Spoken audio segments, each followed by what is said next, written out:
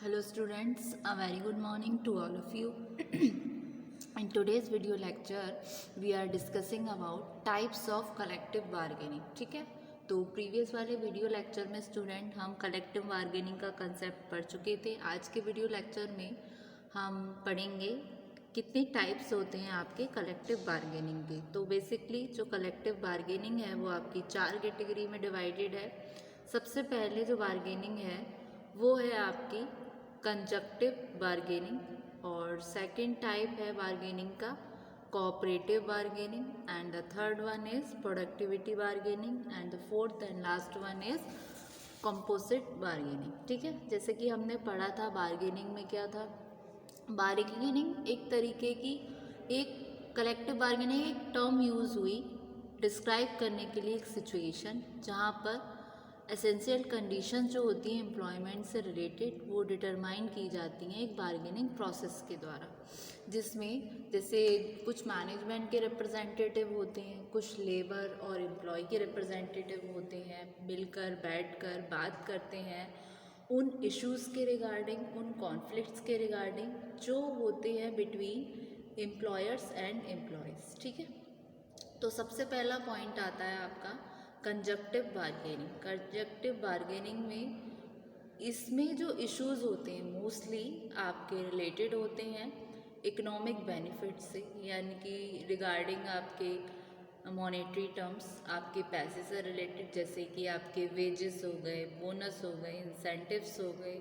इस तरीके के जितने भी इश्यूज़ होते हैं related to economic benefits are discussed in this type of bargaining. ठीक है, दूसरा पॉइंट इसी में ही आपका meetings where management wishes to increase the workload. मतलब क्या होता है, जो इच्छा होती है मैनेजमेंट की एम्प्लॉयज़ के रिगार्डिंग क्या होती है, वो चाहते तो हैं कि वर्कलोड को बढ़ाएं, बट चाहते हैं कि उनकी मन की इच्छा होती है कि जो मनी दे रहे हैं, जो पे कर रहे हैं, यानी कि जो वेज हैं, बोनस हैं, जो इंसेंटिव्स हैं, उनको घटा दिया जाए।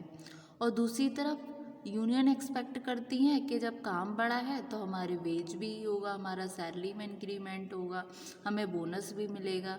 तो कहीं ना कहीं ये जो पॉइंट आते हैं, जो विशेस आती हैं, चाहे वो मैनेजमेंट के कॉन्टेक्स्ट में हो या फिर एम्प्लॉयज़ के कॉन्टेक्स्ट में, तो ये इशू का एक कारण होते हैं।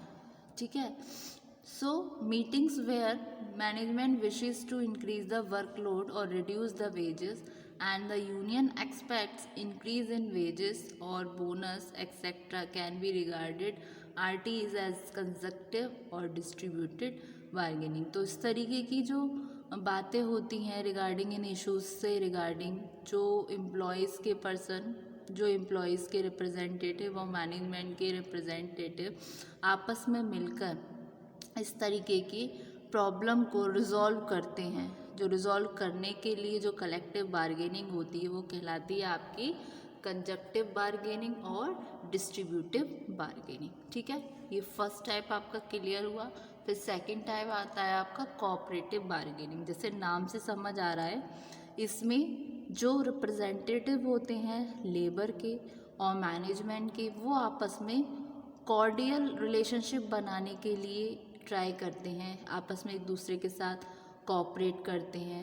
ये इश्यूज़ होते हैं रिलेटेड टू इकोनॉमिक क्राइसिस हो गए, ओवर स्टाफिंग हो गए, इस तरीके से। तो देखते हैं कोऑपरेटिव बार्गेनिंग में, here both the management and the union workers join together to resolve problems of common interest related to jobs. इसमें क्या है, जो आपके मैनेजर्स हैं और मैनेजमेंट के और लेबर के रिप्रेजेंटेटिव आपस में मिलकर जॉइन होकर रिजॉल्व करते हैं प्रॉब्लम्स को जो रिलेटेड होती हैं आपके, मतलब एक कॉमन इंटरेस्ट से रिलेटेड होते हैं जो उनके जॉब के कंसर्न में होते हैं। ठीक है, फिर the industry is in difficulty much, namely economic crisis. जैसे कि मैंने आपको बताया, जैसे जहाँ पे इंडस्ट्री जूझ रही है अपने इकोनॉमिक क्राइसिस से, शॉर्टेज ऑफ पावर की शॉर्टेज है, रॉ मटेरियल की शॉर्टेज है, ओवर स्टाफिंग हो गई। तो इस तरीके की जब सिचुएशन आती है, जब कंडीशन आती है तो जो लेबर के रिप्रेजेंटेटिव हैं और जो आपके मैनेजमेंट के रिप्रेजेंटेटिव हैं आपस में जॉइन होकर रिजॉल्व करते हैं, कोऑर्डिनेट करते हैं आपस में। बेसिकली एक कॉर्डियल रिलेशनशिप बनाते हैं, आपस में एक दूसरे का कोऑपरेट करते हैं, ठीक है। So both the parties would sit together and reach an amicable solution, और दोनों पार्टीज एक साथ बैठती हैं और एक एमिकेबल सॉल्यूशन पर पहुंचती हैं, जो समस्या आ गई है उसके समाधान को खोजती हैं, ठीक है। फिर नेक्स्ट आती है आपकी बार्गेनिंग, जो कि है प्रोडक्टिविटी बार्गेनिंग। ये बेसिकली आपकी बेस्ड है प्रोडक्टिविटी पर, कि किस इसमें एम्प्लॉयर एक्सपेक्ट करता है, मैनेजमेंट एक्सपेक्ट करता है कि एम्प्लॉयज़ हायर प्रोडक्टिविटी करके देंगे, उनको कंट्रीब्यूट करेंगे टू हायर एक्टिविटी और productivity. So it is a bargaining usually initiated by actors the management, यानी कि जो मैनेजमेंट के जो इनिशिएटर्स हैं, जो रिप्रेजेंटेटिव्स हैं। सो ये एक बार्गेनिंग है जो यूजुअली इनिशिएट की जाती है जो एक्टर्स हैं मैनेजमेंट के, to make the workers contribute to higher productivity, ठीक है, कि एम्प्लॉयज़ जो है अपनी ज़्यादा से ज़्यादा प्रोडक्टिविटी करके दिखाएं। तो ये क्या करते हैं, ये उनको इंसेंटिव्स देंगे, रिवॉर्ड्स देंगे इन टर्म्स ऑफ इंकरेजमेंट। मतलब किसी एम्प्लॉय ने कुछ अच्छा वर्क किया तो उसके रिगार्डिंग उसको रिवॉर्ड्स पे कर दिया, जिससे कि वो इनकरेज हो। तो ये बेस्ड होती है बार्गेनिंग आपकी प्रोडक्टिविटी पे, ठीक है। इसमें मैनेजमेंट वर्कर्स से बोलते हैं कि वो वर्क हार्ड करें। अगर वो काम अच्छा करेंगे, एक स्टैंडर्ड्स है किसी ऑर्गेनाइजेशन का, इस स्टैंडर्ड से ऊपर जाएंगे, ठीक है, तो उसका रिवॉर्ड कहीं ना कहीं एम्प्लॉय को भी मिलेगा। ऑब्वियस सी बात है, जब ऑर्गेनाइजेशन अच्छा वर्क करेगी, ऑर्गेनाइजेशन पैसा कमाएगी अच्छे से, तो वो पैसा का कहीं ना कहीं बेनिफिट एम्प्लॉयज़ को भी मिलेगा, क्योंकि उसी हिसाब से फिर उनका बोनस दिया जाएगा, रिवॉर्ड्स मिलेंगे उनको। तो management make the workers work hard and attain prescribed standard which would help increase productivity and ensure extra benefits to workers, ठीक है। फिर आता है आपका लास्ट में कंपोजिट बार्गेनिंग। ये कंपोजिट बार्गेनिंग बेस्ड होती है आपके चैलेंजेस पे।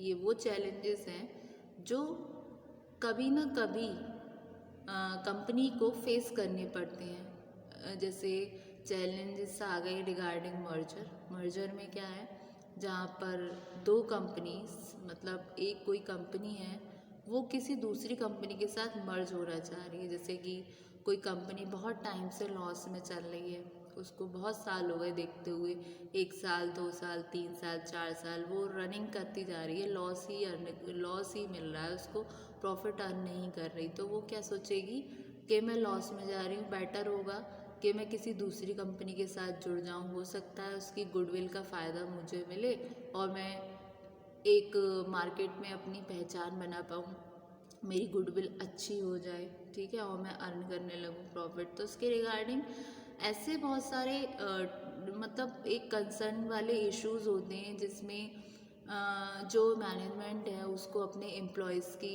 सजेशन की ज़रूरत होती है, उनसे बात करने की ज़रूरत होती है। एक एक्सप्रेस के कंसर्न में वो डिस्कस करते हैं अपने चैलेंजेस को, अपने इन्वायरमेंटल इश्यूज़ को, अपनी पॉलिसीज़ को अपने वर्कर्स से, ठीक है। तो under this type of bargaining workers not only demand higher wages but also express their concern over working condition. इसमें जो एम्प्लॉयज़ हैं वो क्या करेंगे, अपने वर्किंग कंडीशंस के रिगार्डिंग बात करते हैं, इन्वायरमेंटल इश्यूज़ के रिगार्डिंग, रिक्रूटमेंट और ट्रेनिंग पॉलिसीज़ के रिगार्डिंग कंपनी की। वर्कर्स पार्टिसिपेट करते हैं जो इश्यूज़ आ गए, जैसे कंपनी का क्लोजर हो रहा है जिसको हम बोलेंगे लिक्विडेशन, मर्जर हुआ, अमालगमेशन हुआ किसी अनदर कंपनी के साथ। तो इसमें क्या करते हैं, इसमें वर्कर्स इनिशिएट करते हैं प्रोटेक्ट करने में अपने इंटरेस्ट को, ठीक है। तो ये हुआ आपका। फिर compromise represent a state to which each side is prepared to descend from the original stand. इसमें क्या है, दोनों पर्सन थोड़ा थोड़ा कॉम्प्रोमाइज़ करते हैं, थोड़ा थोड़ा झुकते हैं। ऐसा नहीं है कि एक पर्सन अपनी बात पे अड़िग रहे, ऐसा नहीं होता। अगर कॉम्प्रोमाइज़ नहीं करेंगे तो परेशानी का, समस्या का समाधान कैसे करेंगे। इसीलिए इसमें बोला जा सकता है कि कोई भी पार्टी पूरी तरीके से सेटिस्फाइड नहीं होती है, इसमें कहीं ना कहीं दोनों पार्टीज़ को कॉम्प्रोमाइज़ करना होता है। तो ये हुआ आपका फोर्थ टाइप का कलेक्टिव बार्गेनिंग, जो था आपका कंपोजिट बार्गेनिंग। ठीक है, तो एक बार हम गो थ्रू करते हैं हमने क्या क्या पढ़ा। सबसे पहला था हमारा कंजक्टिव बार्गेनिंग, जो मैटर्स थे, जो इश्यूज थे, जो रिलेटेड थे आपके इकोनॉमिक्स से, related to money, economic benefit से, वो डिस्कस्ड हो रहे थे इस टाइप के बार्गेनिंग में। ठीक है, दूसरा पॉइंट आता है कि इसमें आपके जो मैनेजमेंट है वो विश करते हैं कि वो इंक्रीज़ कर दें वर्कलोड और रिड्यूस करें वेजेस को, और दूसरी तरफ यूनियन एक्सपेक्ट कर रही है कि हमारा वेज और बोनस इंक्रीज़ हो जाए। तो जितने भी इश्यूज होंगे यूजुअली जो रिलेटेड होते हैं पैसे से, वो कहलाते हैं आपके कंजक्टिव और डिस्ट्रीब्यूटिव बार्गेनिंग। और कोऑपरेटिव बार्गेनिंग में क्या है, जहाँ पर मैनेजमेंट और यूनियन दोनों मिलकर रिजॉल्व करते हैं उस प्रॉब्लम को जो कॉमन इंटरेस्ट के रिगार्डिंग होगी। जैसे कंपनी किसी क्राइसिस से गुजर रही है, ओवर स्टाफिंग हो गया, रॉ मटेरियल में कमी आई, शॉर्टेज कम हुई, शॉर्टेज ऑफ पावर हो गई, शॉर्टेज ऑफ रॉ मटेरियल हो गया, इस तरीके से। फिर प्रोडक्टिविटी बार्गेनिंग, ये कंसर्न करते हैं आपके, कंसीडर करते हैं हायर प्रोडक्टिविटी पे। ठीक है, फिर दूसरा आता है आपका कंपोजिट बार्गेनिंग। ये बेस्ड होते हैं ये आपके जो चैलेंजेस होते हैं, जो चैलेंजेस फेस कर रही है ना ऑर्गेनाइजेशन, कंपनी, ये उस पे बेस्ड होते हैं। तो ये होते हैं कुछ आपके टाइप्स ऑफ कलेक्टिव बार्गेनिंग। ठीक है, तो होप सो स्टूडेंट आज के वीडियो लेक्चर में आपको इतना समझ आया। अपकमिंग वीडियो लेक्चर में हम डिस्कस करेंगे इससे आगे प्रोसेस को। ठीक है, तो thank you so much student.